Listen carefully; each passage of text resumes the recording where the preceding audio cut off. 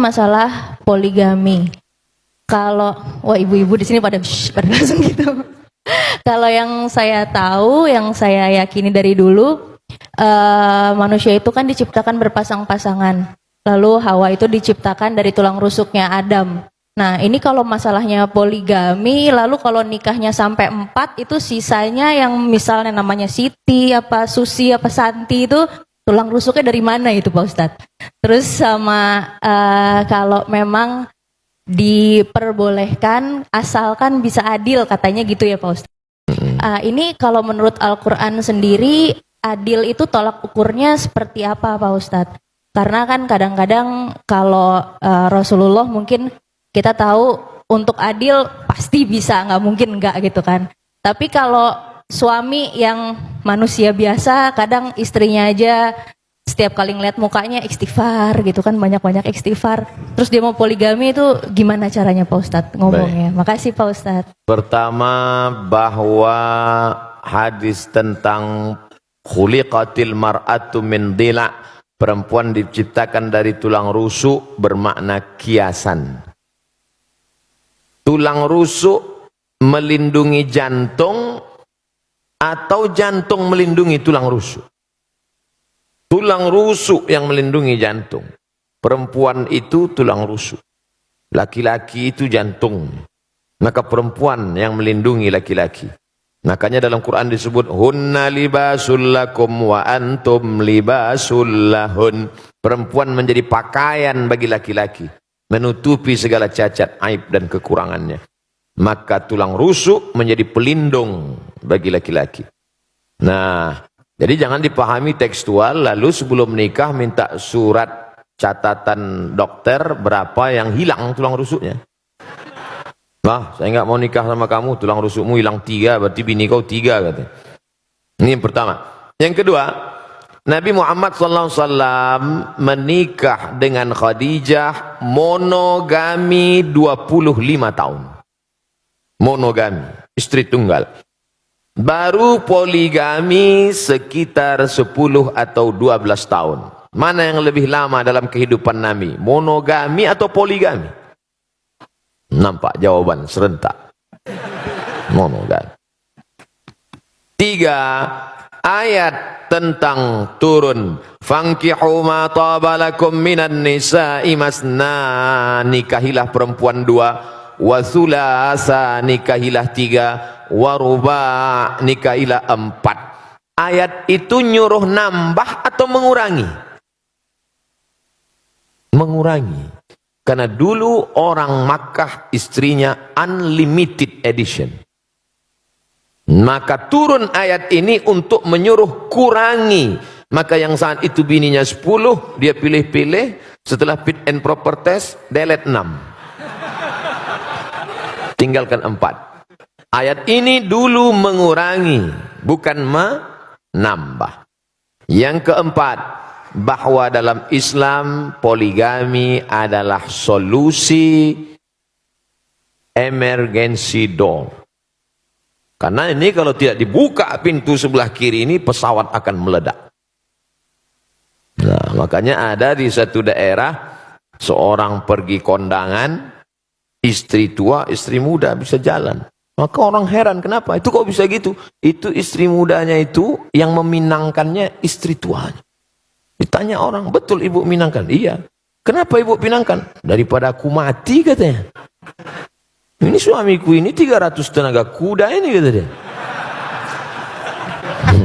Ini solusi emergency door. Ada di sebagian orang, ada di sebagian tempat, dan sekarang banyak orang lebih mau, mas kamu mau selingkuh lah.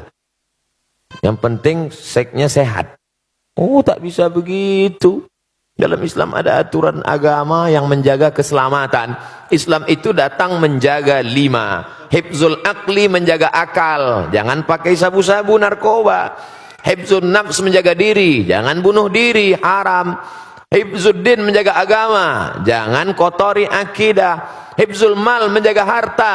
Jangan riba, jangan mencuri, jangan merampok, jangan merampas. Hifzul ard, menjaga kehormatan, jangan caci maki, olo-olo, ejek. 5, menjaga. Kalau dengan poligami bisa menjaga, lanjutkan. Tapi justru menghancurkan, jangan. Oleh sebab itu maka ini dia tidak kaku seperti besi, dia seperti karet.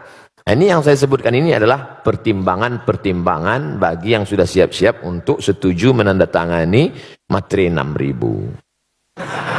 Karena semua laki-laki ini tidak akan bisa menikah tanpa izin istri pertama. Sudah dilindungi oleh Negara Kesatuan Republik Indonesia. Ibu-ibu jangan takut, jangan khawatir. La takhaf, jangan takut. Wala tahzan, jangan sedih. Takbir.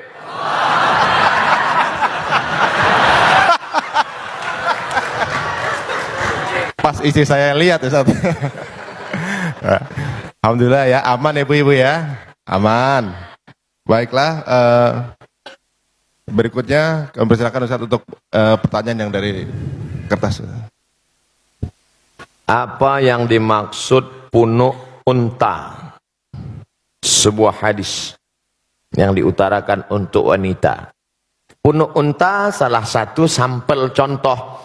Tapi banyak hadis lain, substansi maknanya adalah, saya sebutkan satu.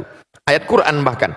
La yadribna bi arjulihidna, janganlah memukul kaki ke lantai.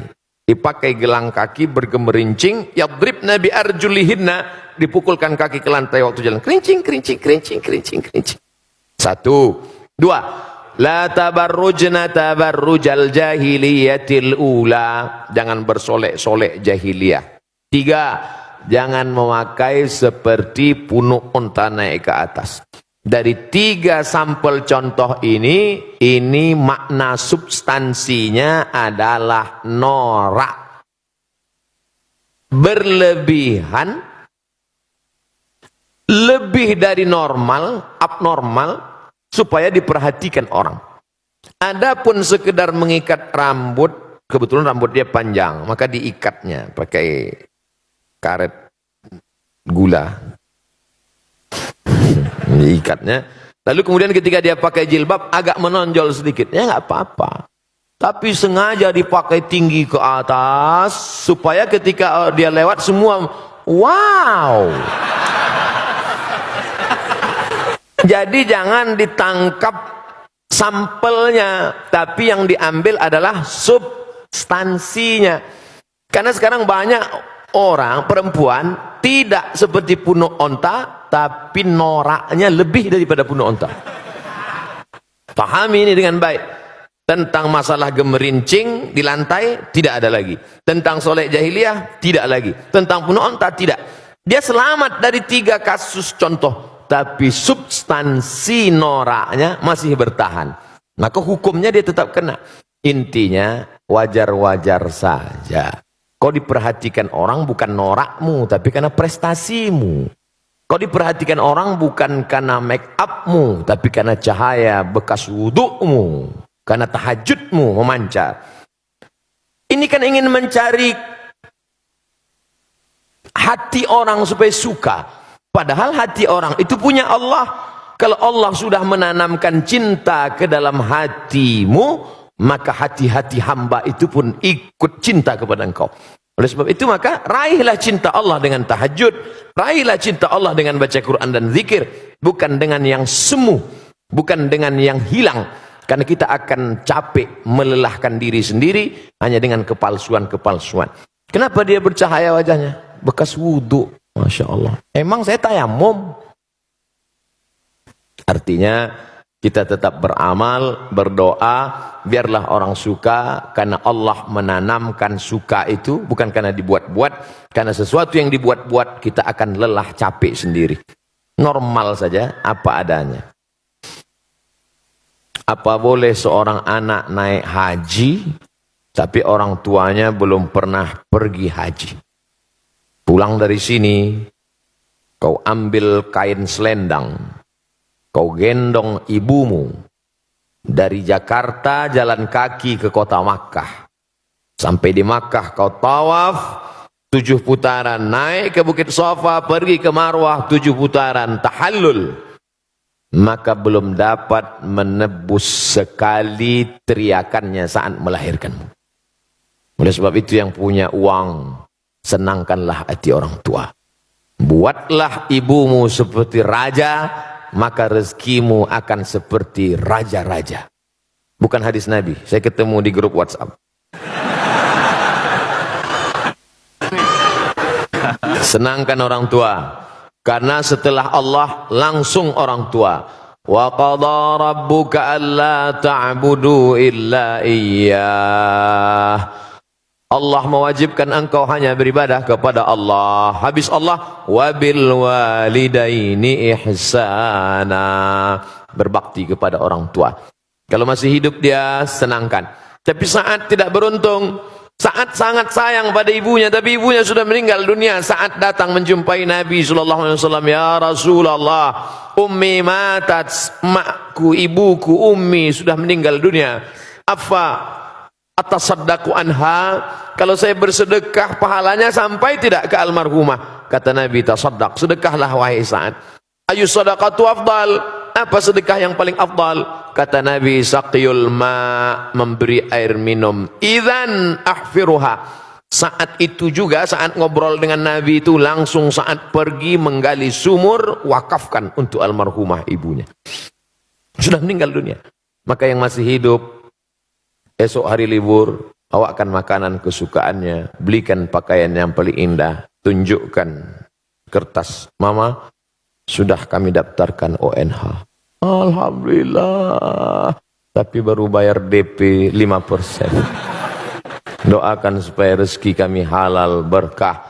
Saya sudah banyak berjalan, jauh berjalan, banyak dilihat, lama hidup banyak dirasa. Di balik kesuksesan orang-orang besar itu saya lihat, saya perhatikan, rupanya di ruang kamarnya ada gambar ibunya. Rupanya saat dia kata sambutan bercerita tentang ibunya, rata-rata kebesaran orang-orang hebat itu berawal dari doa ibu. Ayah juga luar biasa. Ummuka, ibumu. Ummuka, ibumu. Ummuka, ibumu. Saat Nabi ditanya, ayyun nas, man ahaqqun nas bi husni suhbati, siapa orang yang paling layak mendapatkan baktiku? Ummuka. Setelah itu abuka, bapakmu. Oleh sebab itu maka kalau masih hidup dia senangkan. Bisa memberangkatkan dia haji, Allah akan ganti berpuluh-puluh kali kau akan bisa ke tanah suci Makkah Al-Mukarramah, insyaallah. Ini masih ada satu lagi. Masih ada, Ustaz. Tapi menyambung yang dijelaskan Ustaz barusan, ada pertanyaan dari Oke Agustina, bagaimana apakah mendoakan ibu yang sudah meninggal tapi beda agama dibolehkan atau tidak? Nanti doanya katanya nggak sampai. Maka nastighfaru Ibrahim li abihi illa am mau'idatin wa'adaha iyyah. Nabi Ibrahim memohonkan ampun doa untuk bapaknya Azar yang beda agama itu hanya sekedar janji saja. Karena dia dulu pernah berjanji. Waktu Ibrahim mengajak Azar, nama bapaknya Azar, hai ayahku Azar, sembahlah Allah. Apa kata Azar? La illam tantahi, kalau kau tidak berhenti menceramahi aku, la arjumannaka, akan ku lempar kau pakai batu, wahjurni maliya, tinggalkan aku. Apa kata Ibrahim menjawab? Sa'astaghfirulaka rabbi, aku akan mintakan ampun engkau kepada Allah. Dia sudah janji, dan janji adalah hutang. Falamma tabayyana lahu annahu aduwwul lillah, setelah jelas bagi Ibrahim bahwa bapaknya itu musuh Allah, tak beriman kepada Allah, tabarra'a minhu, dia melepaskan diri, artinya tak dia doakan. Kalau masih hidup boleh didoakan, dalilnya Nabi mendoakan Allahumma hdi qaumi fa innahum la ya'lamun, berikan mereka hidayah karena mereka tak tahu. Tapi kalau sudah meninggal dunia, doanya, kuserahkan hambamu ini kepada engkau ya Allah. Allah maha kuasa untuk berbuat sesuka hatinya. Innama amruhu iza arada syai'an ayakula lahu kun fayakun. Tapi kalau dia masih hidup, jangan pernah berhenti berdoa. Pakai bahasa Indonesia, ya Allah berikan hidayah, bukakan pintu hati supaya mati dalam keadaan la ilaha illallah Muhammadur Rasulullah sallallahu alaihi wasallam. Ini nampaknya udah kartu kuning. Saya baru mu'allab 3 bulan. Alhamdulillah. Antum saudara saya dalam la ilaha illallah. Saudara kandung pun, orang tua kandung pun belum tentu bisa menolong. Tapi saudara saya bisa menolong. Sekarang nggak tinggal dengan orang tua karena pastinya nggak setuju. Di rumah sholat nggak bisa, ngaji nggak bisa. Tinggal di luar ngekos. Apakah ini bisa dibilang durhaka Pak Ustadz? Supaya bisa ngaji, sholat dan lain-lain saya harus tinggal di luar. Pertanyaan ini sepertinya sedang mengajarkan Abdul Somad dan kita semua betapa kita selama ini tak mensyukuri nikmat bisa ngaji, bisa sholat, tapi nggak ngaji dan nggak sholat. Harus ngekos hanya untuk ngaji dan sholat. Kadang banyak yang kita sangka tak nikmat, padahal kita sudah dapat nikmat besar. Baik, saya jawab. Wa in jahadaka ala an tusyrika bima laisa laka bihi ilmun. Kalau orang tuamu itu memaksamu untuk mempersekutukan aku, kata Allah, fala tuti'huma, jangan kau patuh pada mereka berdua. Ini dalil engkau boleh ngekos, saudaraku. Karena kalau kau tetap di situ, dia akan paksa. Maka kata Allah, fala tuti'huma, jangan kau patuh dengan dia. Tapi ayat itu belum potong, baca ujungnya. Wa sahibhuma fid dunya ma'rufa. Tetaplah engkau berinteraksi, berbakti kepada mereka. Kontradiktif. Bagaimana mungkin saya sudah tinggalkan rumah tapi saya tetap silaturahim? Engkau tinggalkan karena niatmu supaya bisa sholat, supaya bisa ngaji, maka ngekos, tapi silaturahim jangan putus. Mama, papa, apa kabar? Sudah makan pagi? Sehat? Mau dia balas caci maki, sumpah serapah, anggap itu bagian cara Allah menghapuskan dosa, cara Allah mengangkat derajat, cara Allah melatih hati. Jangan pernah berhenti, tiap pagi, tiap hari doakan dia. Tapi untuk mempertahankan supaya bisa sholat, supaya bisa ngaji. Mudah-mudahan Allah berikan hidayah sehingga sampai masanya nanti. Sulitkah bagi Allah? Tak ada yang sulit. Qalbul mu'min baina asabi'ir rahman. Hati manusia ini di jari jemari Allah. Di jari jemari kuasa kudrat iradat Allah SWT. Insya'a, kalau dia mau dia buat begini, kalau dia mau dia buat begini. Lalu kenapa tidak dia kasih saja hidayah semua Pak Ustaz? Kalau semua dia kasih hidayah, lalu kita dapat apa? Ayyahdiyallahu bika rajulan wahidan. Satu orang dapat hidayah karena mulutmu, karena SMS-mu, karena share-mu, karena statusmu. Khairum min humurin na'am. Lebih baik daripada kau memiliki seekor onta yang merah. Pernah Bapak Ibu, kawan-kawan melihat onta warna merah? Onta itu kuning, hitam yang jarang-jarang mandi. Dan ada onta merah. Onta merah, onta yang bulunya kemerahan seperti brown, seperti itu mahogani, adalah onta termahal yang unik. Maka orang yang tak dapat, dia dapat. Boleh jadi Ustadz Somad yang ceramah tak dapat itu, karena Ustadz Somad menceramahi orang yang sudah baik-baik semua. Orang yang sudah ngaji. Setelah yang sudah hijrah, sudah ngaji, kumpul, barulah datang Abdul Somad. Assalamualaikum warahmatullahi. Sementara ada yang dia bukan ustadz, tapi dengan merangkul, sering ngajak, ngaji, akhirnya dapat hidayah. Maka jangan pernah berhenti, tetap ngekos, tetap sampai Allah bukakan pintu hati hidayahnya, insyaAllah. Amin. Ya Rabbal Alamin.